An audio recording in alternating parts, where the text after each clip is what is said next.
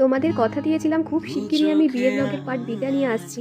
তো যেমন কথা তেমন কাজ, এবার হবে শুভ বৃষ্টি, সেটার জন্য রেডি হচ্ছে দিদি। দিদিকে দেখতেও এত মিষ্টি লাগছে আজকে, সত্যি সকাল থেকেই না আমি একটা বিষয় লক্ষ্য করছি, বিশেষত এই বৃদ্ধির সাজটার পরে না দিদির ফেসে কেমন একটা সত্যি বউ বউ ব্যাপার চলে এসেছে, সাডেনলি চেঞ্জ হয়ে গেছে, মানে এত মিষ্টি দেখাচ্ছে। তো আমি যেরকম কথা দিয়েছিলাম বিয়ে ব্লগের পার্ট 2টা নিয়ে আমি খুব শিগগিরই আসছি, আমি কিন্তু আমার কথা রেখেছি। এবার তোমাদের পালা, কেমন লাগলো ব্লগটা সেটা জানানো।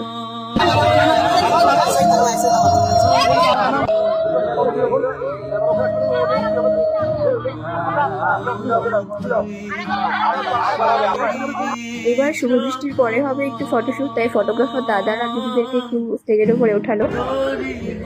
তো ওদিকে দিদিদের ফটোশুট ডান, তো এবার বসে গেছে দিদিরা বিয়েতে। তো তখন ঘড়ির কাটাই বাজে প্রায় রাত্রি 10:30 11টা মতন।